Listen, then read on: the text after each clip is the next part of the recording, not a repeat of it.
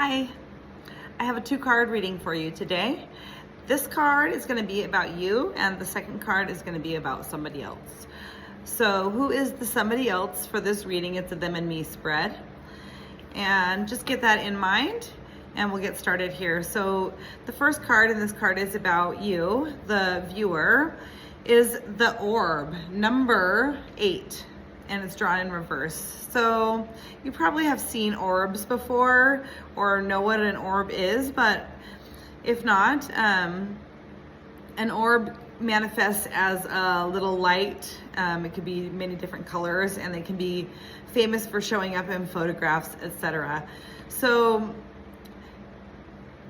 within the energy, if you tune into the orb, when you see it, you can kind of tune in and feel what that orb's energy that it's manifesting from is. It's kind of a portal from the non-physical into the physical, so you can kind of have a sense of what is on the other side of that portal when you tune into an orb, when it shows up in your reality. And for this reading, and drawn in reverse, this orb is talking about you, and it's saying that you are practicing or participating in spiritual escapism. And what that means is that you are maybe going to an oracle reading rather than going to speak to someone directly. You are making up spiritual reasons for why something is happening, when really it's just something that needs to be changed directly, that you need to take action on. So it's saying that you're using spirituality and escapism rather than facing things in the physical and just dealing with them straight out. So we are spiritual beings, and that is a very important part. But in this situation, and this being a them and me spread, maybe it has to do with the other person in this scenario. So just tune into what ways and situations that you might be doing that in your life. And this is calling for you to directly and physically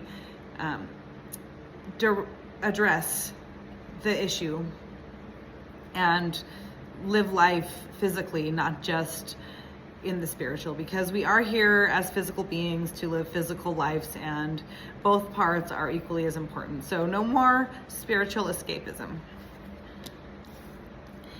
And then we have, for the reality of the other person, this is number 77, the Quail.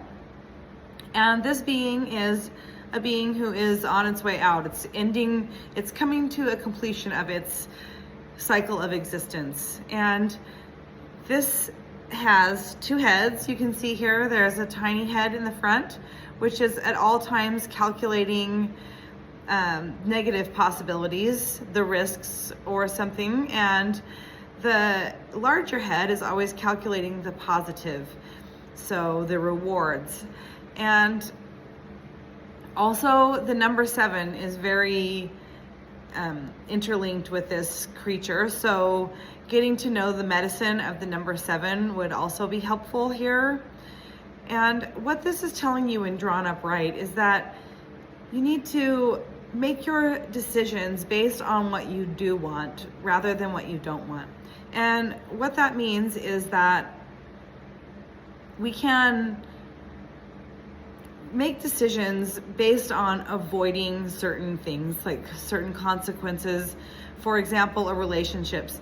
Maybe you're staying in a relationship because you want to avoid the pain of and vulnerability of what a breakup would feel like, and to be alone. So you're staying in that relationship because you don't want to feel those things, rather than staying in that relationship because that is the relationship that you actually really want, and you know that it is truly for you. So this is telling you that there's 2 very different energies to those 2 things. They're not the same thing. So it wants you to notice where you're doing that and find out what the fear is and the consequences that you're running away from and what you're trying to avoid. And when you figure that out, then, and this is about the other person, so that would apply to them. But when they figure that out, then to make their decisions based on that, or I'm sorry,